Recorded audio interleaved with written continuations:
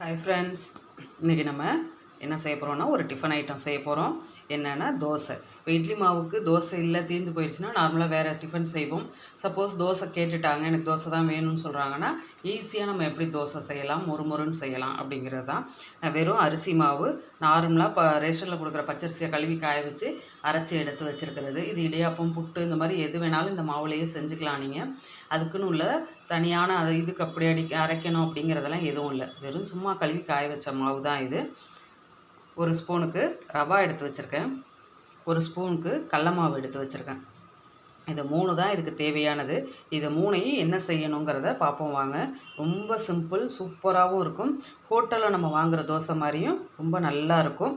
வாங்க, இது இப்போ ஃபஸ்ட்டு என்ன பண்ணுறோம் அப்படின்னா, ஒரு மிக்ஸி ஜாரில் இதை போட்டுக்கிறேன். தனியாக கலக்கணும் அப்படின்னு நினைக்கிறேன், நீங்கள் கலக்கிக்கலாம். ஆனால் கட்டி இல்லாமல் கலக்கணும். அதுக்காக தான் நம்ம கட்டி இல்லாமல் ஈஸியாக பண்ணணுங்கிறதுக்காக மிக்ஸி ஜாரில் போட்டு தண்ணி ஊற்றி அடிச்சிட்டோம் அப்படின்னா எந்த கட்டியுமே இருக்காது, நம்மளுக்கு கஷ்டமும் இருக்காது. இப்போ அந்த அரிசி மாவை போட்டுக்கிட்டேன், இதிலேயே கடல மாவையும் போட்டுக்கிட்டேன், ரவாவையும் போட்டுக்கிட்டேன். இப்போ இதில் நான் 2 இது தண்ணி ஊற்றிக்கிறேன்.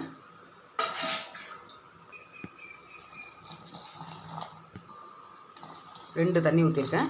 இப்போ இதில் நம்ம இதை அரைச்சிட்டோம் அப்படின்னா எந்த கட்டியுமே இருக்காது. இப்போ இதை அரைச்சி எடுத்துகிட்டு உங்கள்கிட்ட காட்டுறேன். இதில் சேர்த்து அரைக்கிறப்போ கொஞ்சம் உப்பையும் போட்டு அரைச்சிடலாம். அப்புறம் வேணும்னா பார்த்துட்டு கம்மியாகவே போடுங்க. உப்பையும் போட்டு அரைச்சிடலாம். பாருங்கள், அரைச்சாச்சு. நல்லா கட்டி இல்லாமல் வந்துடும். அதுதான் நம்ம கையில் போட்டு எல்லாத்தையும் கலந்தோம்னா ரொம்ப நேரம் ஆகும் கட்டியை கரைக்கிறதுக்கு. இதுங்கிறப்ப பாருங்கள் கரெக்டாக வந்துருச்சு. இந்த மிக்ஸி ஜாரை இன்னும் ஒரு 6 இது மட்டும் ஊற்றி மொத்தத்துக்கு 2.5 தண்ணி ஊற்றிருக்கோம். கழுவி ஊற்றிக்கலாம். பாருங்கள், மிக்சிலேருந்து கழுவி தண்ணி எடுத்து ஊற்றியாச்சு. இப்போ இதில் இன்னொன்று என்ன முக்கியமாக சேர்க்க போகிறோன்னு பார்த்தீங்கன்னா, சத்து மாவு கலந்துக்க போகிறோம்.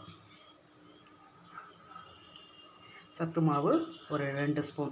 அதுக்காக தான் மொத்தத்துக்கு நான் 2.5 தண்ணி ஊற்றுனது. இதை நீங்கள் மிக்ஸி ஜாரில் போட்டு அரைக்கிறதுனாலும் அரைச்சிக்கலாம்.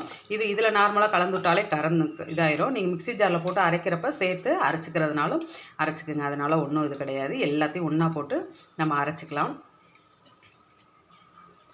மொத்தத்துக்கு நான் 3 போட்டிருக்கேன். இதோட ஸ்பூன் பாருங்கள், நார்மல் டீஸ்பூன் தான், அதனால் 3 போட்டிருக்கேன். நீங்கள் பெரிய ஸ்பூனாக இருந்துச்சுன்னா இந்த தண்ணிக்கு தகுந்த மாதிரி பார்த்து 2ஓ 3ஓ நீங்கள் போட்டுக்கோங்க. ஏன்னா நிறைய பசங்க பார்த்திங்கன்னா சத்து மாவில் நம்ம கஞ்சி, கூழ், களி இதெல்லாம் கிண்டி கொடுத்தோம்னா சாப்பிட மாட்டாங்க. அதே இந்த மாதிரி தோசையில் கலந்து ஊற்றி கொடுத்துட்டோம் அப்படின்னா நல்லா மொறுமொறுன்னு இருக்கும். அவங்களுக்கு தெரியாது, சாப்பிட்ருவாங்க. இப்போ இதையும் கலந்துட்டு நம்ம தோசை ஊற்ற வேண்டியதான். இதுக்காக வெயிட் பண்ணோம் அப்படிங்கிறதெல்லாம் தேவையில்லை. நல்லா உடனே கரைஞ்சிட்டு பாருங்கள். ஏன்னா இது வறுத்து வீட்டிலையே அரைச்ச மாவு. வறுத்து அரைக்கிறப்ப தண்ணியில் கட்டி அவ்வளோவுக்கு வராது. அதனால தான் நான் இதை தனியாக போட்டு கரைச்சதே. இல்லைன்னா மிக்ஸி ஜாரில் அரைச்சிருந்துருக்கலாம். வீட்டில் வறுத்து அரைச்சதுங்கிறது இங்கே பாருங்கள், ஒரு கட்டி கூட இல்லை போட்டு கலந்தது. இப்போ இந்த அளவுக்கு தண்ணி பதத்தில் நம்ம தோசைக்கல்லில் ஊற்ற வேண்டியதான். தோசைக்கல் வச்சு நல்லா சூடாயிருச்சு. இப்போ இதில் ஊற்றிக்க வேண்டியதான். நீங்கள் கரண்டியால் எடுத்து ஊற்றுறதுனாலும் ஊற்றலாம், இல்லை ஒரு டம்ளரில் கிண்ணத்தில் இது மாதிரி எடுத்து வச்சுக்கிட்டு இதில் ஊற்றுறதுனாலும் நீங்கள் ஊற்றலாம். ஒரே இதாக ஊற்றிடலாம். இது இந்த வரும் ரவா தோசை ஊற்றுவோம் பார்த்திங்களா, அந்த மாதிரி தான் ஊற்றி நீங்கள் ஃபில் பண்ணிக்க வேண்டியதான். இதுனா கிண்ணத்துலேயோ இதுலேயோ டம்ளர்லேயோ எடுத்து வச்சு ஊற்றுனீங்கன்னா ஒரே இதில் ஊற்றிடலாம், வேலையும் மிச்சமாகும். இப்போ இதில் எண்ணெய் ஊற்றிக்கலாம். சுற்றி எண்ணெய் ஊற்றி அப்படியே சிம்மிலேயே 5 நிமிஷம் வைங்க. அப்போ தான் நல்லா மொறுன்னு வரும். ஹையில் வச்சிங்கன்னா அடியில் கரிஞ்சு போகும், மொறுமொறுப்பு வராது, உடஞ்சி போகும். அதனால் சிம்மில் வச்சுக்கோங்க. பாருங்கள், நல்லா நொறுக்கி வந்திருக்கு. கொஞ்சம் ஹை கொஞ்சம் சிம்முன்னு கொஞ்சம் மாற்றி வைங்க. இந்த ஓரம் அது கரெக்டாக அதுவே எடுத்துகிட்டு வரும். அந்த மாதிரி எடுத்துகிட்டு வர்றப்ப பொறுமையாக எடுத்து அப்படியே நம்ம இது பெரட்டி போகணுன்னு தேவையில்லை, அப்படியே மூடி வச்சுக்கலாம்.